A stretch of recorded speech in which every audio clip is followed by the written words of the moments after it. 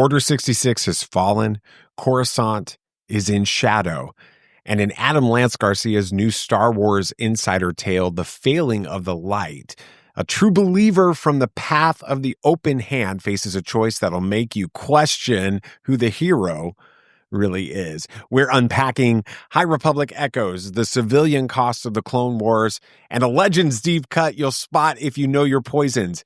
Adam, yeah, he's the writer who gave Dex his moment in From a Certain Point of View, Return of the Jedi, and a big friend of this podcast, joins us to explore crafting one of the darkest Star Wars short stories we've ever read. Star Wars dads, this one is rich. Stay tuned. This is Tatooine Sons. Welcome to Tatooine Sons, a Star Wars podcast, the only fan podcast to name a canon Star Wars creature and to be endorsed by the writer and director of The Last Jedi, Rian Johnson. Get ready to explore a galaxy far, far away, across the generations. Here is your host, David the Bow-Tie Jedi Guy, along with his special guest, Star Wars author Adam Lance Garcia. Now you will experience the full power of the dark side. All right, so this is the second thing you've done, official Star Wars stuff. Now We've got Dex in there in From a Certain Point of View, Return of the Jedi, but now we are in this very particular corner of the Star Wars galaxy. We're post Order 66. We're on Coruscant. What drew you into this timeline and this story? Well, I mean, like most things, when it comes to working with large IP, you're kind of approached and they're like, hey, we want to have a story set during this period, or like we're looking for this kind of thing, or we're looking for that kind of thing. And in this case, Lucasfilm came to me via Star Wars Insider, my editor, Chris Cooper. We're like, hey, we hear you're good, which is always nice to hear. We're looking for sort of a Revenge of the Sith adjacent story, something that's sort of like not necessarily from a certain point of view for Revenge of the Sith, but we want something that's sort of set during Revenge of the Sith to time with this sort of like overall, 20th anniversary sort of initiative that they've been doing. And they asked for a bunch of pitches. And, in typical fashion, when it comes to me and Star Wars, they're like, they're like, just send us 3, and I send them 5. I won't get into the ones that I pitched that weren't picked, but the number one choice was what eventually became The Failing of the Light. It was the one that really intrigued me because I'm a big fan of the High Republic. Mm-hmm. I mean, I think if anyone knows me, both like in my public life and in my private life, I'm a huge Star Wars book fan. Mm-hmm. Not just like obviously a Star Wars fan, like full stop, but if you're watching this on video, you can see some of the books behind me. That's literally some of the books. Like I need to buy more bookshelves, but I have like a closet full of legends, like a near complete collection of legends, a basically complete collection of canon, tons of reference books. Star Wars print is, or Star Wars prose more specifically, is something that really made me want to become a writer. When I was a kid, I read The Glove of Darth Vader as my first sort of intro into Star Wars prose, and I'm obsessed with it. And in more recent terms, The High Republic has been something that's really spoken to me. I say that both as a fan first and a writer second, because I think with The High Republic, and I've said this elsewhere, and I'll say it again, the more content we got within the High Republic, the more context it gave to the prequel era, to the sequel era, to the original trilogy. It was a really interesting era that they opened up, partially because they introduced new Force religions. That was sort of already insinuated and implied with the Church of the Force and the Force Awakens. But what is really fascinating with the High Republic is the path of the open hand. For me, at least, that was something that was introduced in Phase 2 by Justina Ireland and Tessa Gratton. That was really just like this idea that there's this extreme view of the Force, that it cannot be touched or used at all. And, it was like, okay, well, like how would that religion feel, or the ardents of that religion feel, when Order 66 happens? how would they feel during the Clone Wars, and how would that, like, an acolyte of that faith react to seeing all this? And it's just it opened up a lot of really interesting narrative ideas, a lot of really interesting thematic ideas.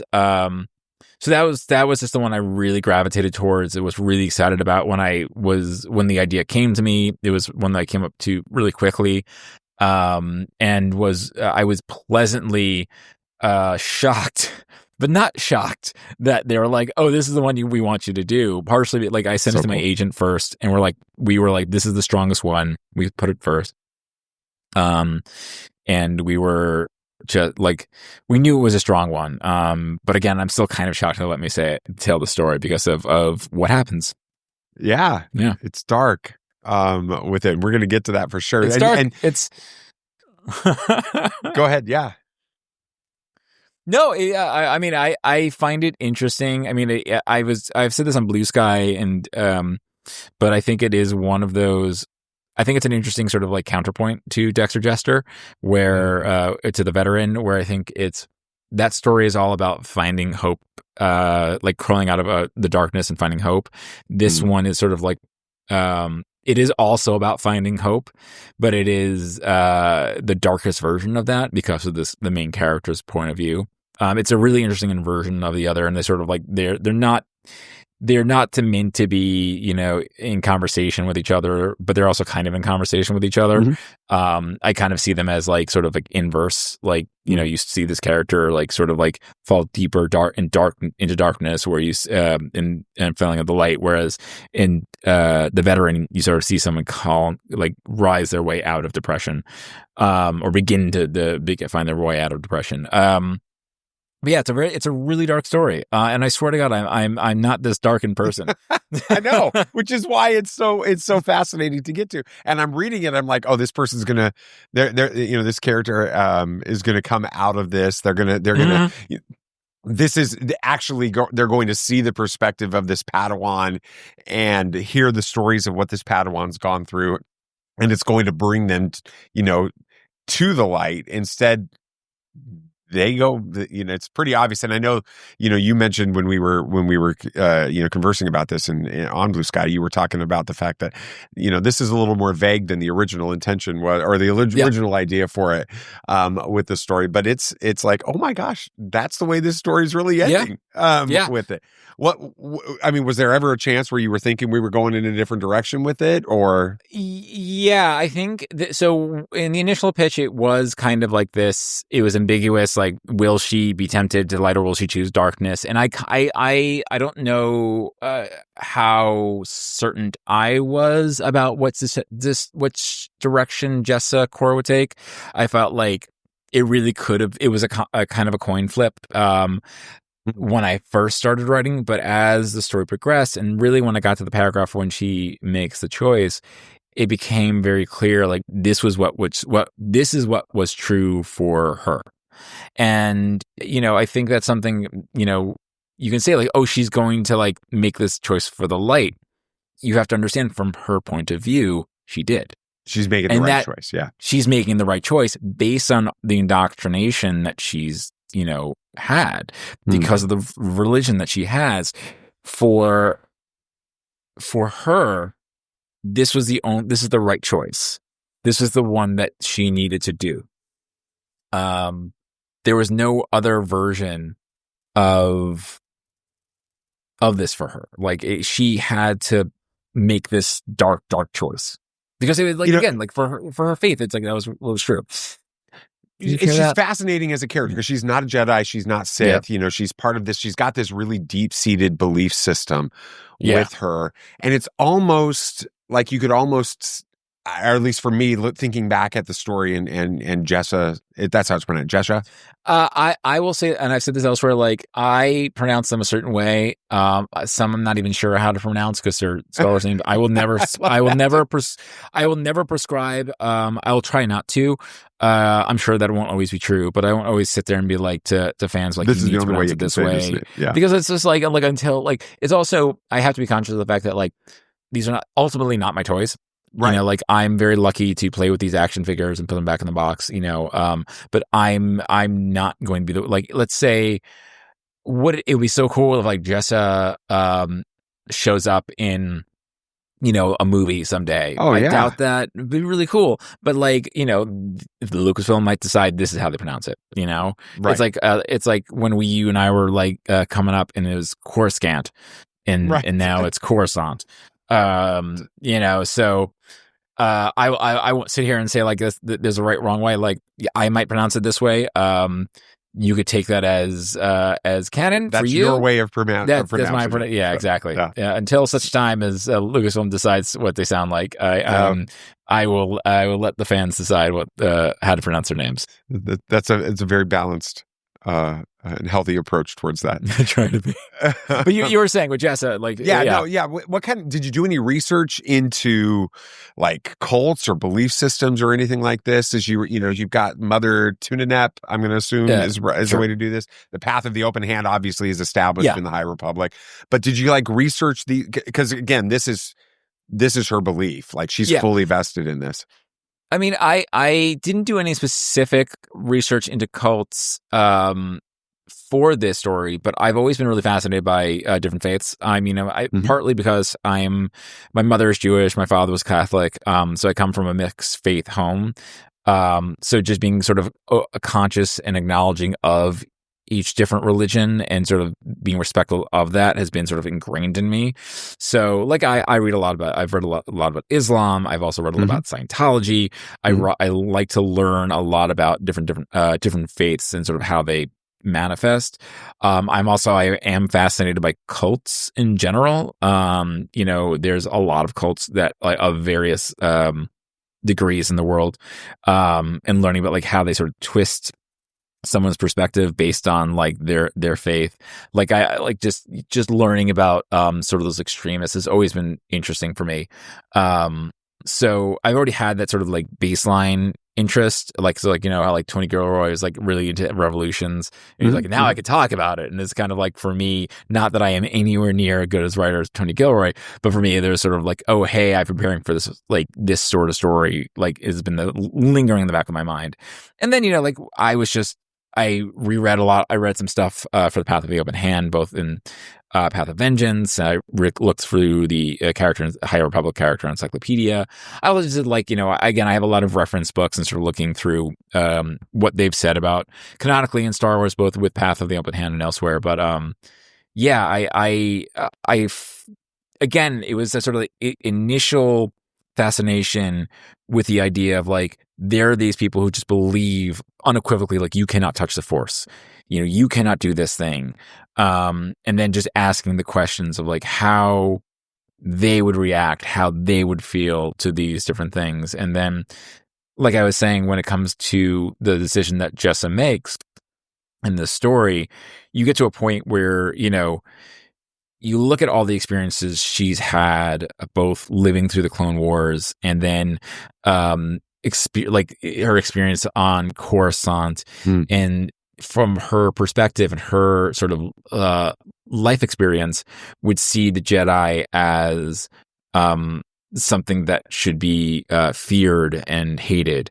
But then you have, like, again, all of her life experience, all of the indoctrination that Mother Tunep sort of like put into her when she hears about what happened to the Jedi. Instead, and I will be honest, like, again, I didn't know how she was going to react until I let her react.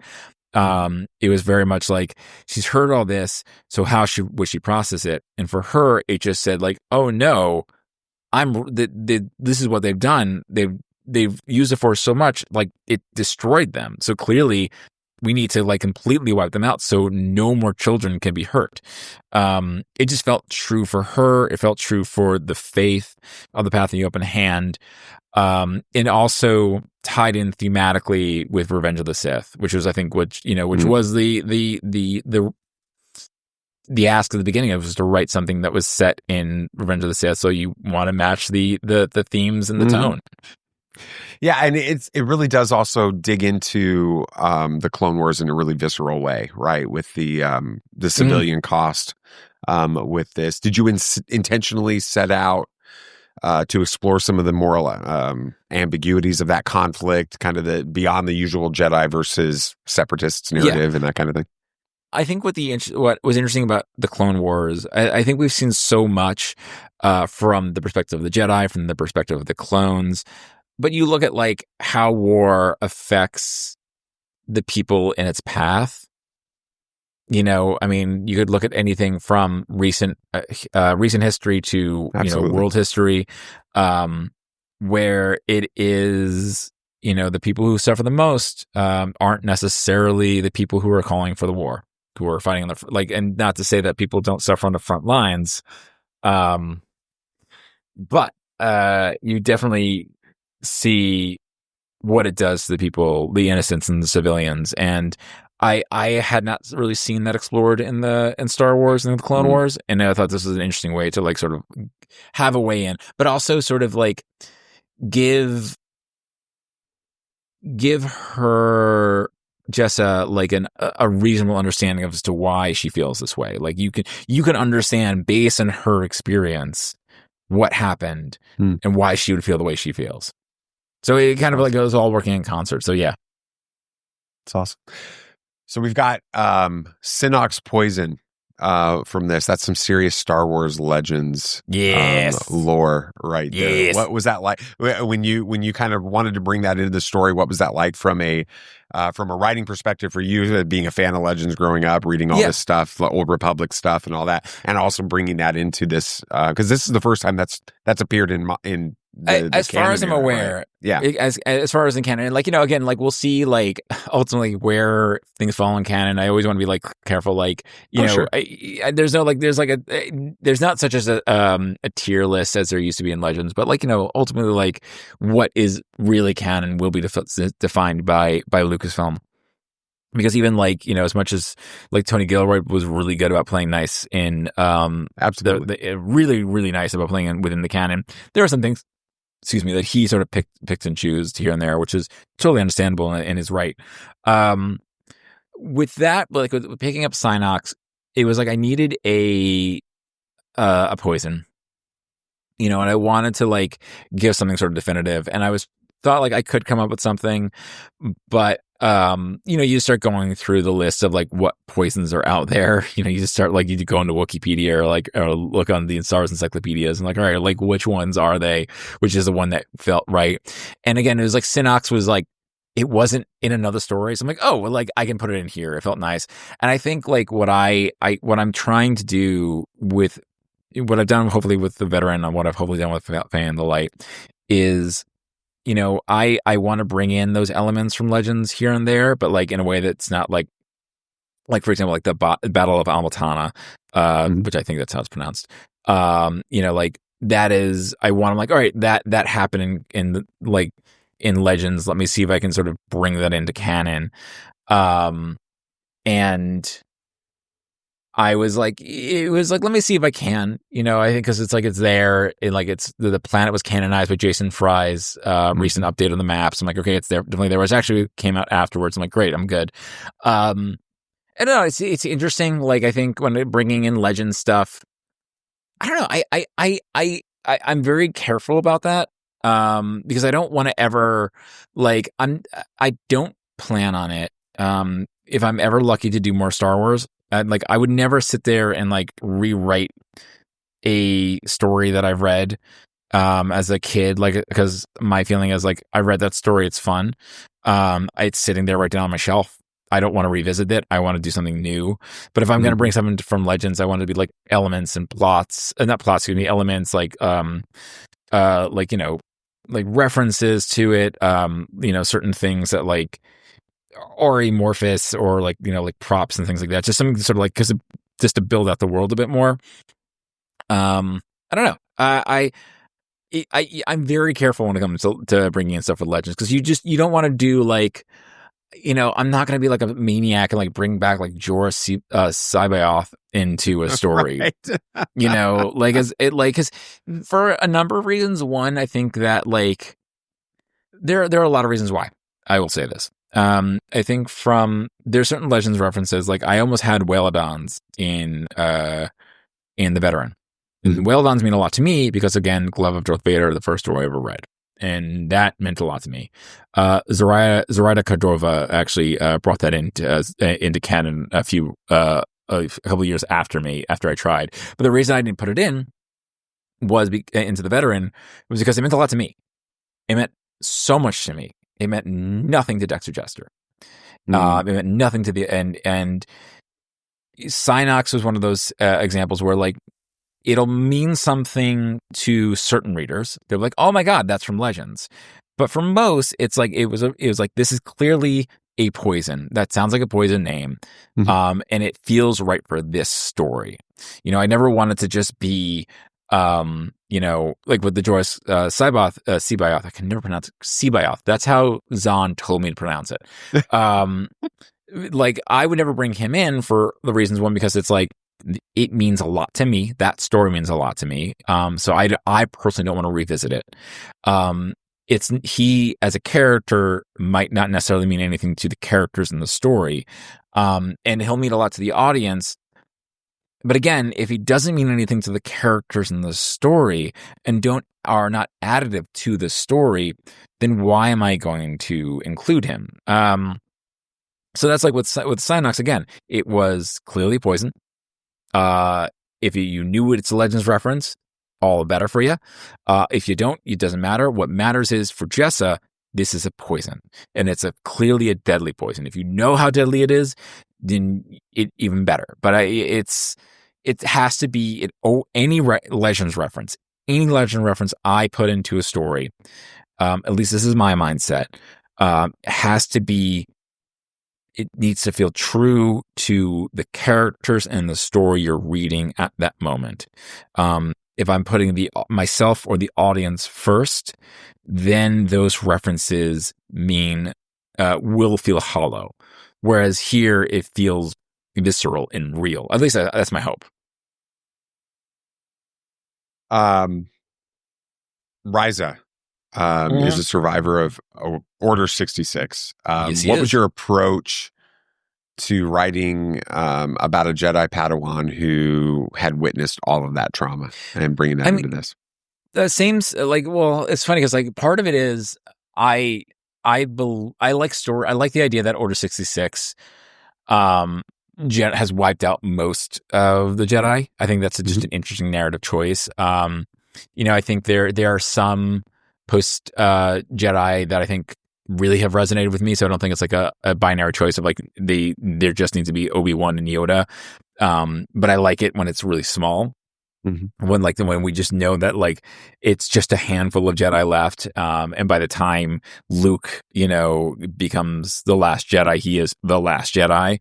I just think that's cool from a narrative standpoint. So that part of that is like, I'm if I'm going to introduce a survivor of Order 66, I'm probably going to kill them off pretty quickly.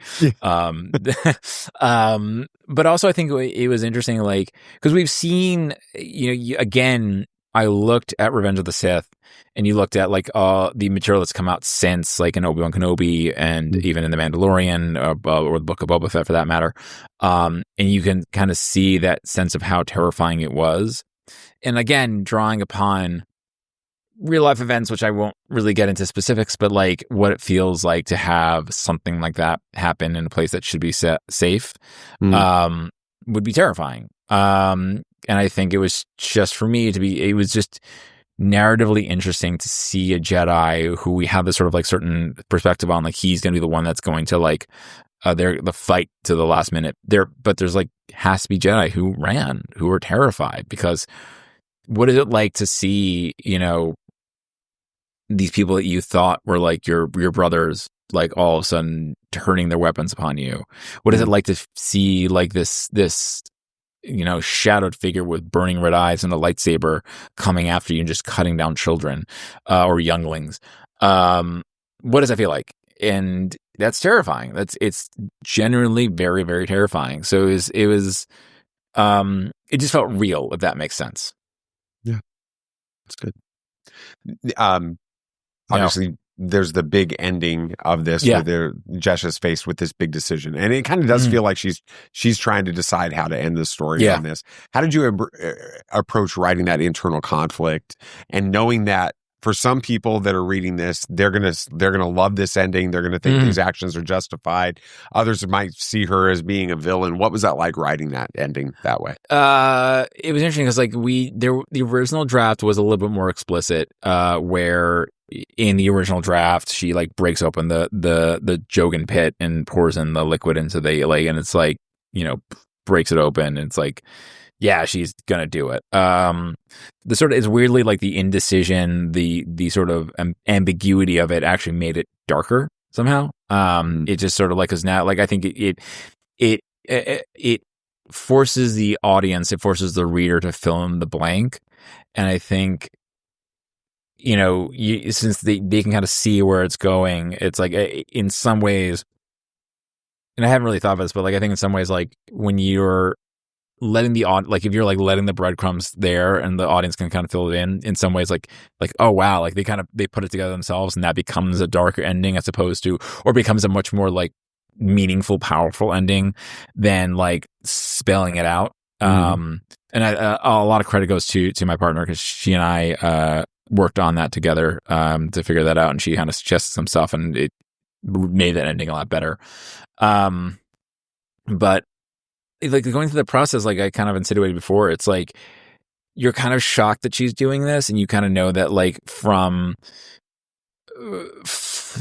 what I hoped was from an audience going in, and you've kind of insinuated this at the beginning of this, where it's like they're going in and, you know, they know Star Wars and they know where this is going to go, and they're going to like see this person realize that like, oh, I need to help the Jedi, because we know as an audience what's actually happening. You and I know that that Palpatine orchestrated this thing, that millions of Jedi have been killed across the galaxy because of this, like, you know, rise to power on Palpatine's part. Like the Sith have finally, you know, become ascendant.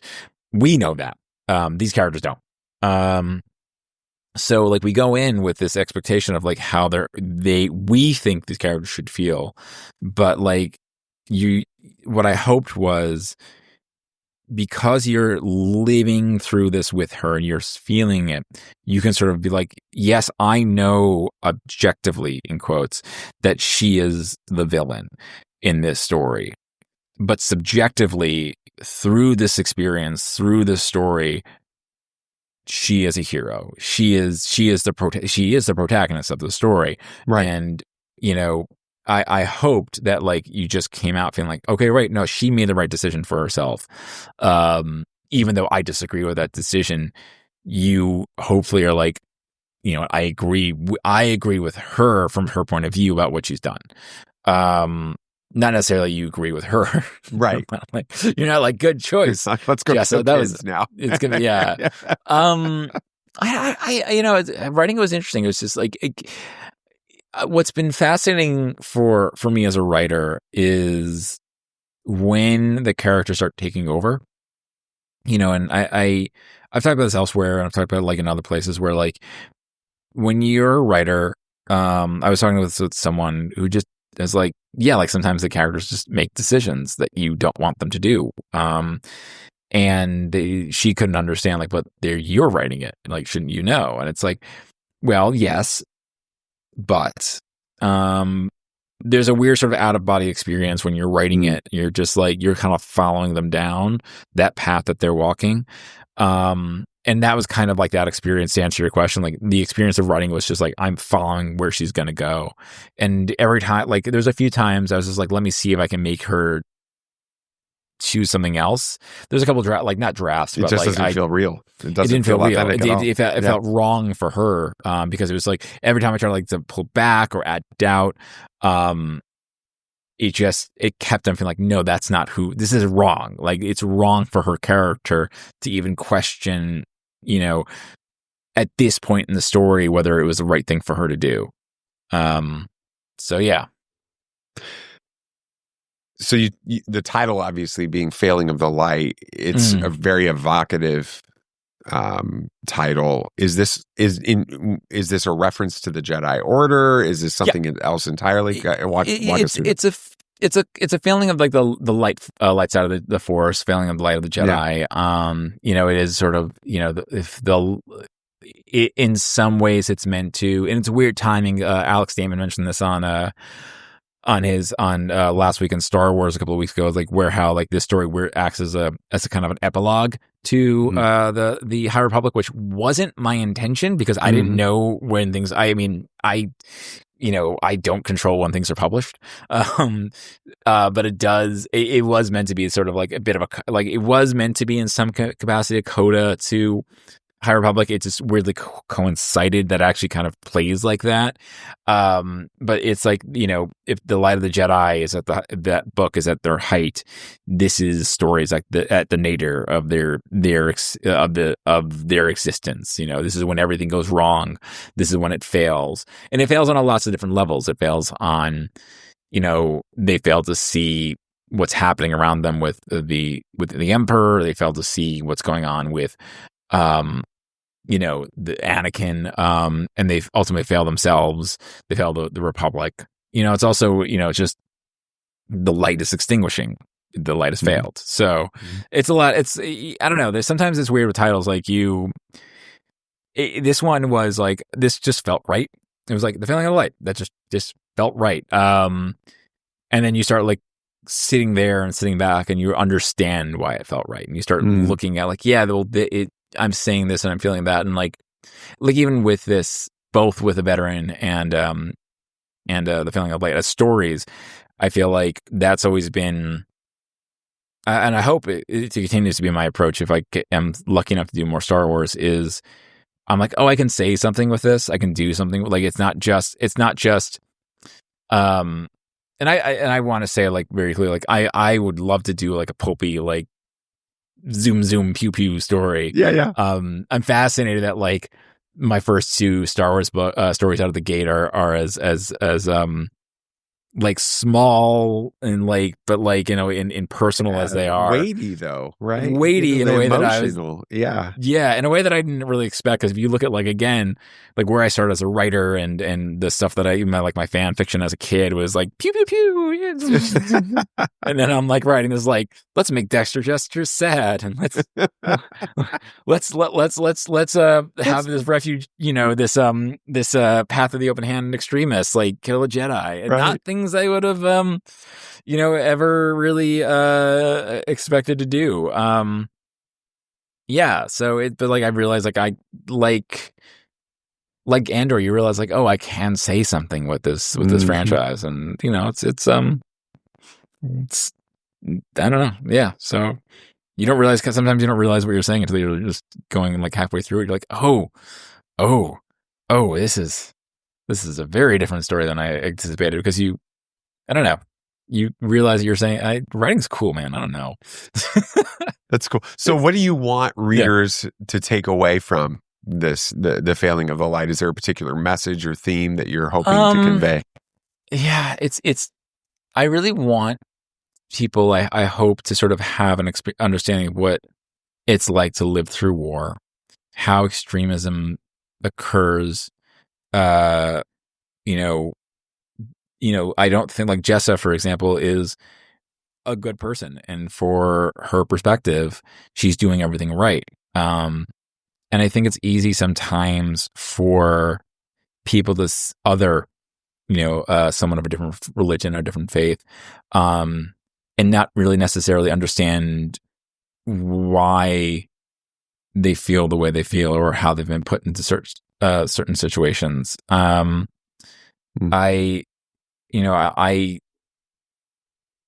a lot of stuff happening in this world right now that I feel like people have been othered in really extreme ways for doing nothing more than just living. And sometimes you'll sit there and like, well, why do certain people feel this way about other people, about other religions, other, faith groups, other like political parties, whatever. And sort of giving insight into how something like that happens, how someone can be like, radicalized. I think that was like my biggest thing, was like, I wanted to give insight into how someone who's done literally nothing wrong in her life, was radicalized.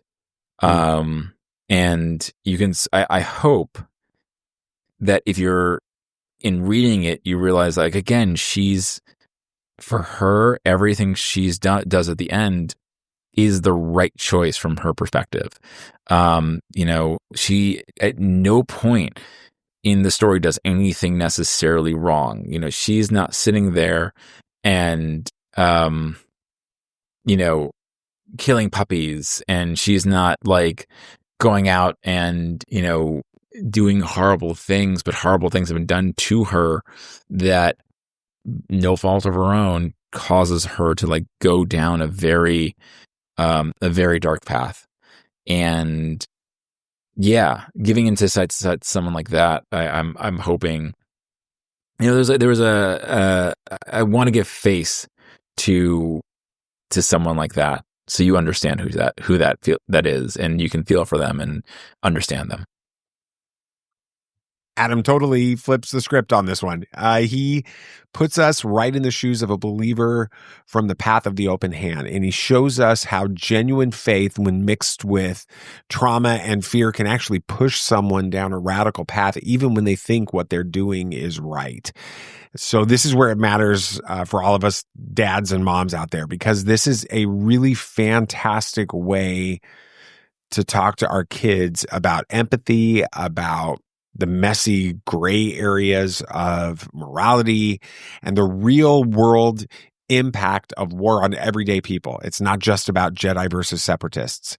And trust me, the ending is intentionally thought-provoking. It's practically begging for a kitchen table discussion about choices and consequences and how our beliefs shape everything that we do.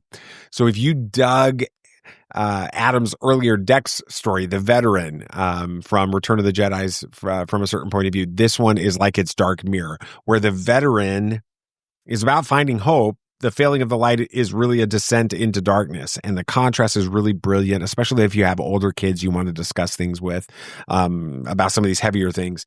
It really does help them see how Star Wars uses different perspectives to explore tough, important lessons. And get this, we even came up with some conversation starters to get the ball rolling. So here, write these down if you need to. First, what would you do if someone you trusted told you the Jedi were the bad guys? Great conversation starter. Second, how can we tell the difference between real conviction and just plain extremism? Third, why do you think Star Wars bothers to show us the cost of war on everyday people, regular folk? And then if you're, lore-loving dads out there that grew up on Legends and some of the old school stuff, there's really a cool nod to Legends with Synox poisoning, and then there's all these High Republic echoes that give Revenge of the Sith a whole new layer of meaning. So dig into the story, discuss it with your kids. It's perfect for those spot the reference moments with your teens. So it goes without saying, you want to grab the latest issue of Star Wars Insider, read Galactic Tales, The Failing of the Light, and then, of course, make sure you're giving us a follow on your favorite podcast app, all the social channels. Share this episode with any other Star Wars dads or parents out there who need it. We'd love for them to be a part of this Star Wars community. I think that's going to do it for this week. May the Force be with you. Thank you for listening to Tatooine Sons, a Star Wars podcast. Please subscribe and follow Tatooine Sons on Apple Podcasts, Spotify, YouTube, or your favorite podcast app. Tatooine Sons regularly publishes thoughtful articles intended to provoke conversation about the larger themes in Star Wars. Go to TatooineSons.com to explore further. And may the Force be with you, always. This podcast, website, and social media accounts are not endorsed by the Walt Disney Company or Lucasfilm Limited and is intended for entertainment purposes only. Star Wars, all names and sounds, and any other Star Wars-related items and properties are trademarks of Lucasfilm Limited and its affiliates. All original content of this podcast and website is the intellectual property of Tatooine Sons unless otherwise indicated.